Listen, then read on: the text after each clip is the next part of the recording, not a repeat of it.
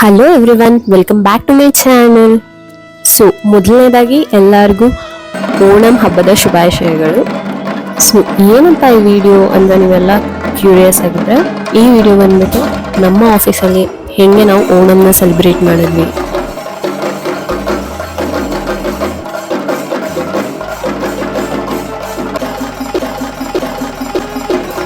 ಅದೇ ಈಗ ಜಸ್ಟ್ ನೀವೇನು ನೋಡಿದ್ರಿ ಅದು ವಿಡಿಯೋ ಗ್ಲಿಚ್ ಅಲ್ಲ ಆಯ್ತಾ, ಅದು ನನ್ನ ಎಡಿಟಿಂಗ್ ಸ್ಕಿಲ್.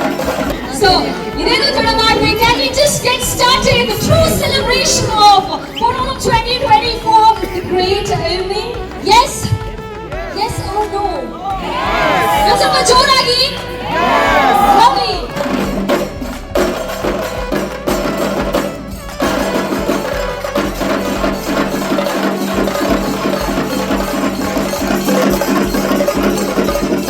ನಾವು ಮೈಸೂರವರು, ಬೇಸಿಕ್ಲಿ ಕರ್ನಾಟಕದವರು.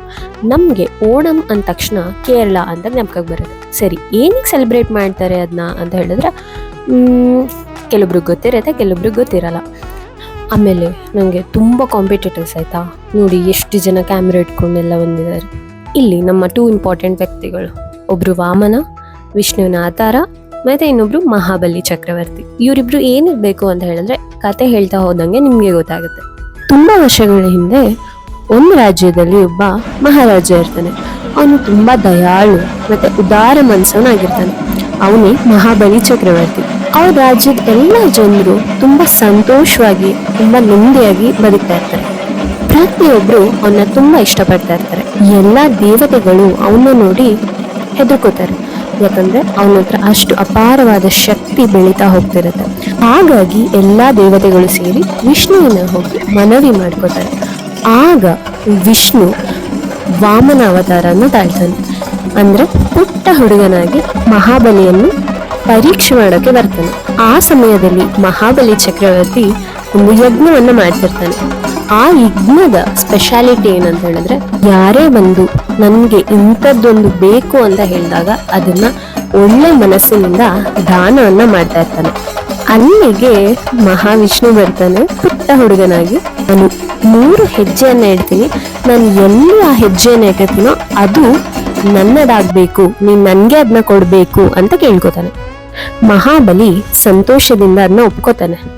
ಎಲ್ಲರಿಗೂ ಅನಿಸ್ತಾ ಇರುತ್ತೆ, ಚಿಕ್ಕ ಹುಡುಗ 3 ಹೆಜ್ಜೆ ಎಷ್ಟಿಡ್ಬೋದು ಅಂತ. ಆದರೆ ಮುಂದೆ ನಡೆಯೋದು ಒಂದು ಚಮತ್ಕಾರನೇ. ಚಿಕ್ಕ ವಾಮನ ಬೆಳೀತಾ ಹೋಗ್ತಾನೆ. ಎಷ್ಟು ಬೆಳೀತಾನೆ ಅಂತ ಹೇಳಿದ್ರೆ, ಅವನ ಒಂದು ಹೆಜ್ಜೆ ಇಡೀ ಭೂಮಿ ಮೇಲೆ ಇಡ್ತಾನೆ, ಮತ್ತೊಂದು ಹೆಜ್ಜೆ ಆಕಾಶದಲ್ಲಿಡ್ತಾನೆ, ಇನ್ನೊಂದು ಹೆಜ್ಜೆ ನಾನು ಎಲ್ಲಿಡ್ಲಿ ಅಂತ ಮಹಾಬಲಿ ಚಕ್ರವರ್ತಿನ ಕೇಳ್ತಾನೆ. ಈಗಾಗಲೇ ಮಹಾಬಲಿ ಚಕ್ರವರ್ತಿಗೆ ಅರಿವಾಗಿರುತ್ತೆ ಯಾರಿದು ಅಂತ ಹೇಳ್ಬಿಟ್ಟು. ಅವನು ತುಂಬ ಸಂತೋಷದಿಂದ ಒಂದು ಕ್ಷಣವೂ ಕೂಡ ಆಲೋಚಿಸದೆ ಅವನು ಹೇಳ್ತಾನೆ, ನನ್ನ ತಲೆಯ ಮೇಲಿದೆಯಾ ಇನ್ನೊಂದು ಹೆಜ್ಜೆನ ಅಂತ. ಅವನ ಈ ಒಂದು ನಡವಳಿಕೆಗೆ ಮಹಾವಿಷ್ಣು ಸಂತುಷ್ಟ ಆಗ್ತಾನೆ. ನಿನಗೊಂದು ವರ ಕೊಡ್ತೀನಿ, ಏನ್ ಬೇಕೋ ಕೇಳು ಅಂತ ಹೇಳ್ತಾನೆ.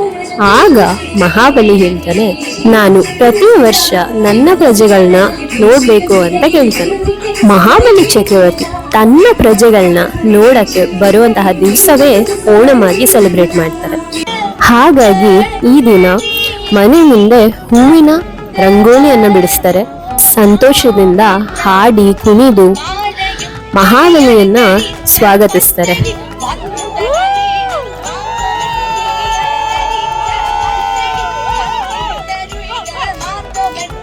ಈಗ ಒಂದು ವಿಶೇಷ ನಡೆಯುತ್ತೆ.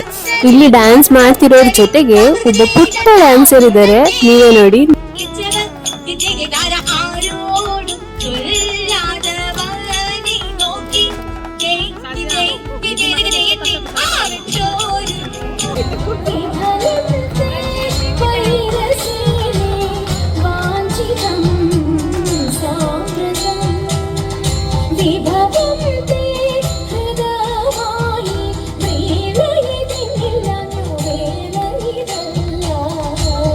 ಈ ಕಾರ್ಯಕ್ರಮದ ಕಡೆಯ ಪರ್ಫಾರ್ಮೆನ್ಸ್ ನಾವೆಲ್ಲರೂ ಕೂಡ ಕುಣಿದು ಸಂಭ್ರಮಿಸ್ತೀವಿ.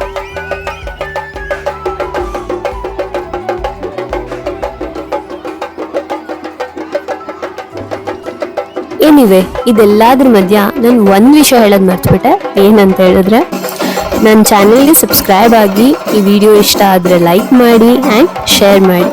Thank you so much. Bye. ಅದೇ ಒಂದು ನಿಮಿಷ, ಲಾಸ್ಟ್ ಡೇ ಹ್ಯಾಪಿ ಓಣಂ. മനസ്സിലായോ?